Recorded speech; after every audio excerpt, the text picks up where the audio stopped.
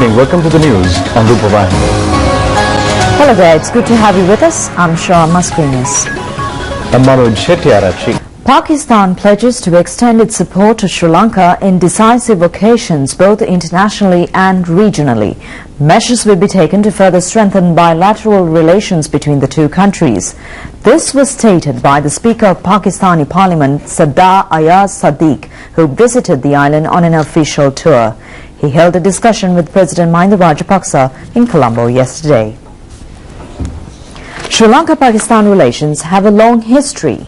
Pakistan is a regional friend of Sri Lanka, which has extended support during the difficult times of the island nation. Pakistani Speaker told the President Rajapaksa that the Sri Lankan government's programs of building peace and stability in the country after the war was praiseworthy. He also lauded President Rajapaksa's fair-sighting leadership. He paid a tribute to the Sri Lankan government for organizing Commonwealth Heads of Government meeting successfully. Attention was focused on further strengthening trade ties between the two countries. President Rajapaksa noted that Sri Lanka extends maximum support to the Pakistani investors who are especially keen on sugar industry. President Rajapaksa paid his gratitude to the Pakistani government for supporting Sri Lanka during the decisive and difficult moments, both internationally and regionally.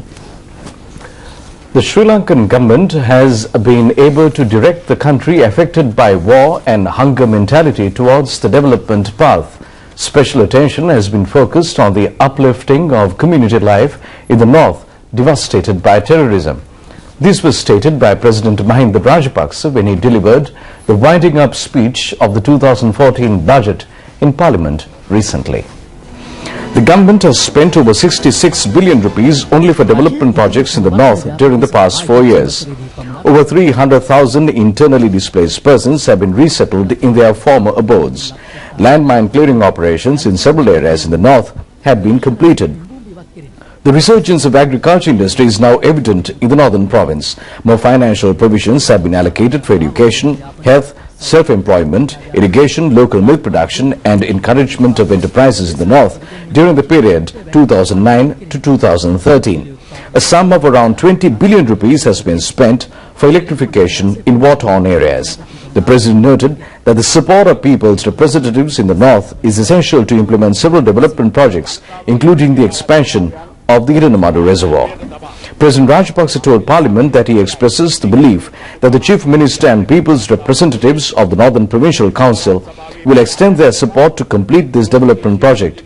These people's representatives should not allow the re-emergence of painful experiences of people who were deprived of Mavillaru water, keeping their basic needs as ransom.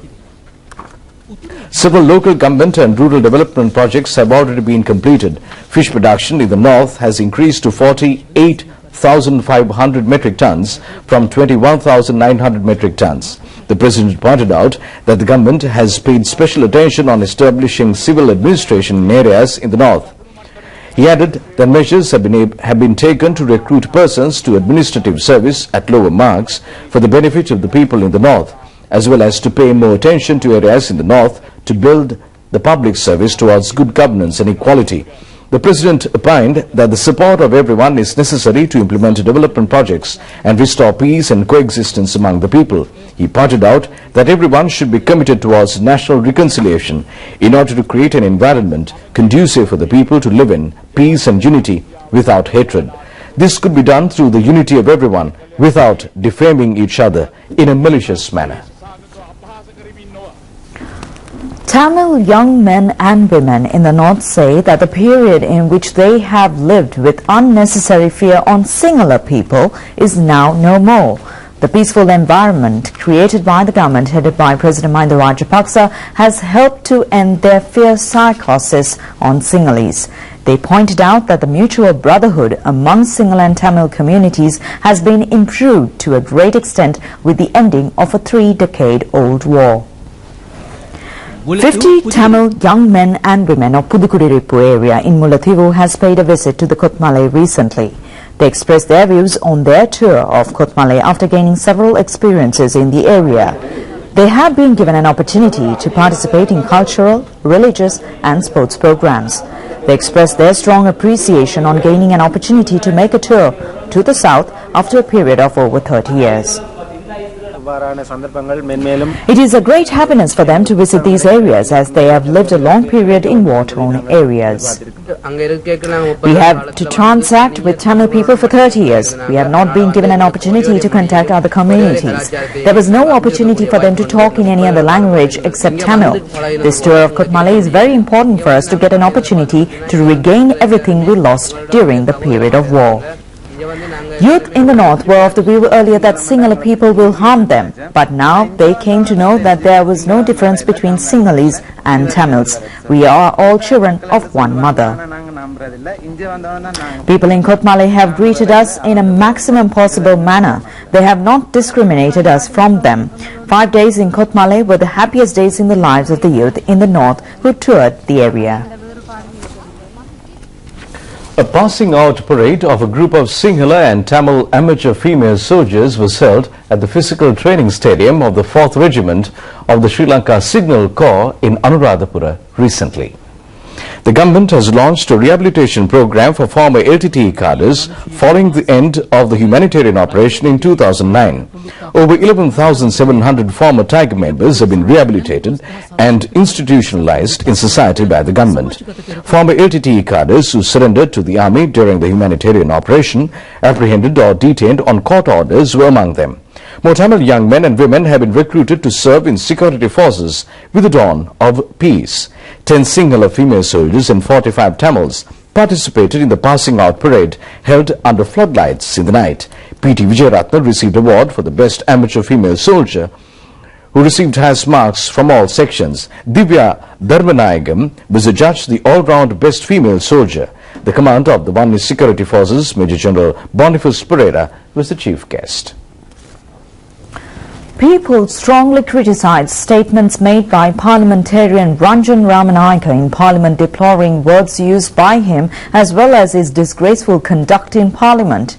They said that it is essential to think when electing such persons as people's representatives who conduct themselves in a disgraceful manner, damaging the dignity of the Supreme Parliament. UMP MP Ranjan Ramanayaka expressed his views on several occasions during the budget debate in Parliament. Many words used by him had to be expunged from Hansard. He also defamed persons who are leaving the country for overseas jobs. Several government and opposition people's representatives have protested against his statements. Mr. Ramanayaka also acted in a disgraceful manner during the recent budget debate, defaming his colleagues in the field of arts. During the committee stage budget debate on the expenditure, head of the Ministry of Cultural Affairs MP Ranjan Ramanayaka has attacked personal life of persons in the field of art, defaming the whole field. Statement of MP Ranjan Ramanayaka in Parliament was unbecoming for a parliamentarian.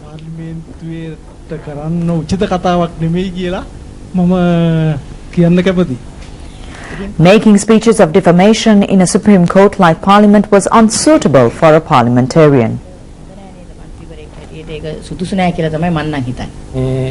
It is disgraceful to make a statement against persons in the same profession of MP Ranjan Ramanayaka.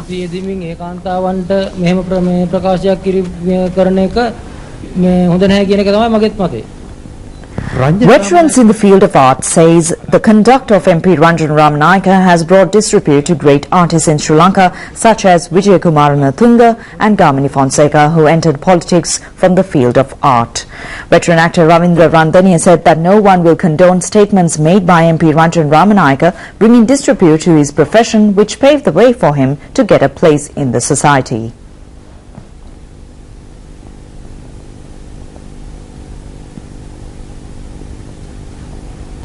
Veteran actress Malini Fonseca pointed out that MP Ranjan Ramanayaka has slandered artists who came into politics. She is of the view that Mr. Ramanayaka has no knowledge on how to speak in a supreme place like the Parliament.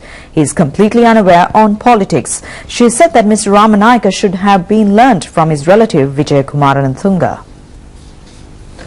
Minister Rajitha Senaratne says that he is ready to hold discussions with Indian central government to settle issues pertaining to fisheries. He disclosed that Indian central government's agricultural minister Sharad Pawar, who handles the subject of fisheries, has extended an invitation to him to visit India to discuss this issue. Fisheries Minister Rajitha Senaratne noted that more than 150 Sri Lankan fishermen and 30 fishing boats are in the custody of Indian authorities at present. 227 Indian fishermen and 77 fishing boats have been detained by the Sri Lanka Navy. Over 43,700 fishing boats have travelled to north from Tamil Nadu from time to time this year. This illegal fishing in Sri Lankan territorial waters has caused a loss of around 23 billion rupees annually to the country. This is equivalent to $730 million US. There is a grave crisis in the north due to poaching in Sri Lankan territorial waters by Indian fishermen. Tamil Alliance in the north is silent about this issue. The aim is to gain an advantage with India, but they have no clear-cut policy. The Sri Lankan government is making a great attempt to find a lasting solution to this problem of poaching. This will create economic difficulties for the country as well as the destruction of the island's seabed completely. We are hoping to find a final solution to this problem. Tamil Nadu Chief Minister Jayalalitha Jairam has expressed willingness to enter into a roundtable discussion with Sri Lankan authorities, he said. Another holiday resort was opened under the program of expanding tourism facilities in Nuwara. The opening ceremony was held yesterday under the auspices of President Mahinda Rajapaksa. The new holiday resort, Aralia Green Hills, is located on Rainfall Street, Nuwara. It has 4 super luxury housing units, 110 rooms, including 6 super luxury rooms. President Rajapaksa also opened the website of the resort. Several ministers and MPs were among the large gathering attended the ceremony.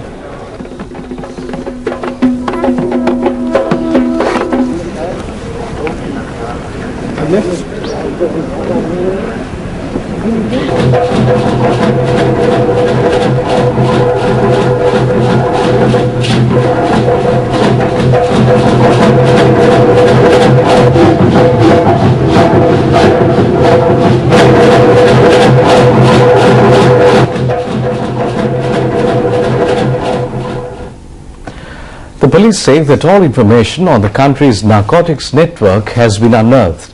Police media spokesman Senior SP Ajit Rohana vowed that drug kingpins and persons connected to drug trafficking will be brought before the law without considering their status.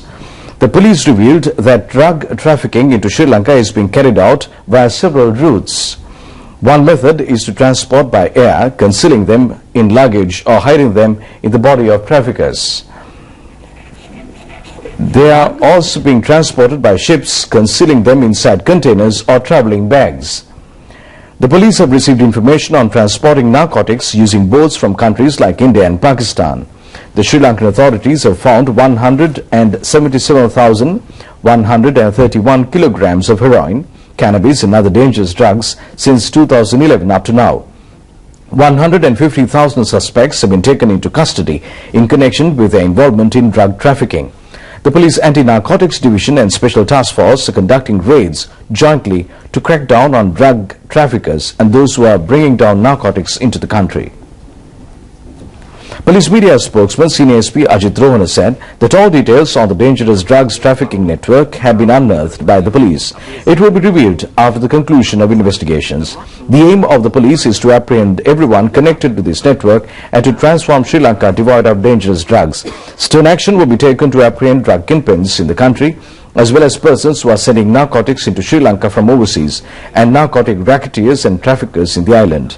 The possession of over 5 grams of heroin is liable for capital punishment, he said. It's that time of the year where Christian devotees countrywide are preparing to celebrate Christmas on a grand scale with great enthusiasm. They point out that the mutual brotherhood among all communities will bring a more meaning and a merry Christmas for this year and the previous years.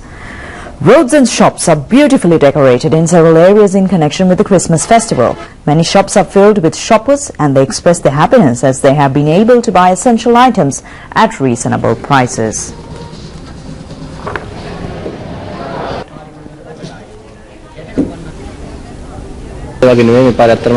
People said that they go for Christmas shopping in a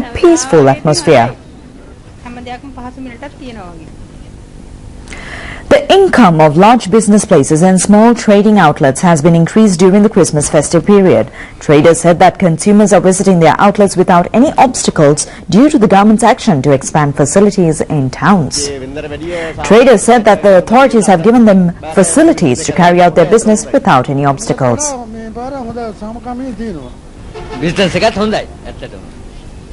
Tourist hotels have also taken measures to celebrate Christmas on a grand manner. Foreign travelers said that they are celebrating this year's Christmas in Sri Lanka due to beautiful and a peaceful environment. Christmas carols have been organized at several institutions in connection with Christmas. Community AIDS service programs are also being implemented. A Christmas carol recital organized by the Seva Vanita unit of the Foreign Ministry was held at the Ministry of Auditorium under the patronage of First Lady Madam Shiranti Vikramasinghe Rajapaksa recently. Staff of the ministry and veteran singer Anil Bharati recited carols at the ceremony. School equipment was distributed among children of employees attached to the Foreign Ministry. Minister Professor G.L. Pires, Deputy Minister Nirmal Pereira, foreign ambassadors and high commissioners in Sri Lanka were among the gathering present on the occasion. And their children, members of the Seva Vanita. Officials attached to the Dehiwala Zoological Gardens revealed that large anacondas are genetically adjusted to swallow their small siblings. The female anaconda who swallowed the male serpent recently has vomited the male anaconda after 2 days. Measures have been taken to preserve the male anaconda for public exhibition. There are two varieties of anacondas which inhabits the Amazon forest of South America.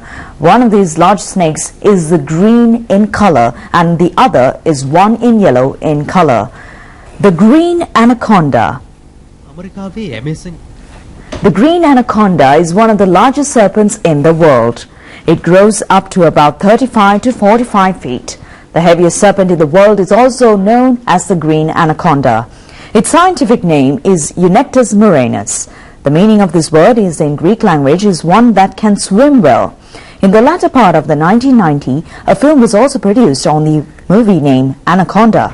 The attention of the world was focused very much on this film. The Dehiwala Zoo received this green anaconda pair from the Czech Republic. The pair has lived the same place for the last 10 years. These serpents gave birth to 35 baby anacondas and they are living at the Dehiwala Zoo healthily. The anaconda couple was separated to control the reproduction naturally. The two animals had been kept together for reproduction purposes after 10 months. Female anaconda had swallowed the male animal. The officials at the Dehiwala Zoo said that the male anaconda who died in the incident had been handed over to the veterinary hospital. A special inspection on food items being sold in outlets countrywide is to be launched tomorrow. The Health Ministry says that the condition of food production, distribution, marketing and selling will be inspected under this initiative. The ministry has received information regarding the distribution of food items without considering hygienic condition of food. Health Minister Maithripala Sirisena has issued instructions to the Health Services Director General Dr. Palitha Mahipala, who is the Chief Food Authority, to conduct raids targeting populous areas preparing to celebrate the festive period. Special inspection to crack down on traders selling food items unsuitable for human consumption is a joint project of the Health Ministry, Consumer Affairs Authority and the Health Department of the Colombo Municipal Council. Inspections will be carried out on bakeries, restaurants and hotels, outlets selling meat, fish, vegetable, fruit and drinking water bottles. 3 special telephone numbers have been announced by the ministry for people to make complaints on non-hygienic food items. Such information could be provided to authorities by contacting telephone numbers 011 3071 073, 011 267 6161 and Consumer Affairs Authority hotline number 1977. Well, the 2013 State Television Award ceremony is to be held at the BMICH in Colombo on the 12th of January. Minister of Cultural Affairs says that the awards will be presented for the best creations in several divisions.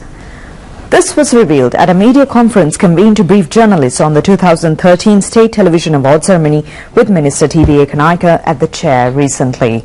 Television creations telecasted are to be considered during the period which ended on 31st December 2012 will be considered for awards at the 2013 award ceremony.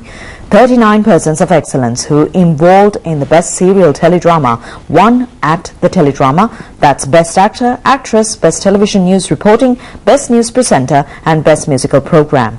Awards will also be presented to the Best Amateur Telecreators. Another group of persons will receive awards for their services rendered to the television and teledrama fields. The third one-day international between Sri Lanka and Pakistan is now being played in Sharjah. Pakistan batting first scored 326 runs for the loss of 5 wickets in their allotted 50 overs, chasing a victory target of 327 runs. Sri Lanka were 28 runs for the loss of 2 wickets in 6.2 overs a short while ago. Sri Lankan skipper Angelo Matthews won the toss and invited Pakistan to bat first. Pakistan opener Shahjan Khan and clean bowled by Nuwan Kulasekara for 2 runs. But Ahmed Shehzad and Mohammad Hafiz hit 160 runs for the second wicket in a damage-controlled batting display. Ahmed scored 81 and Mohammad Hafiz made a brilliant unbeaten 140 runs. Tisera Pereira bowled best for Sri Lanka, claiming 2 wickets. No more run-outs, please. Shortened the length because Hafiz came down the quick single. He called it through, Hafiz. Samir Kumara of Sri Lanka has won the men's track masters marathon race. Niluka Jayasekara came first in the women's marathon. 10-kilometer marathon began from Independence Square with the participation of 88 men and 24 women long-distance runners. For sports news, we conclude our night's news bulletin together with Sharifa and Sharon. Wish you a very pleasant evening. Good night.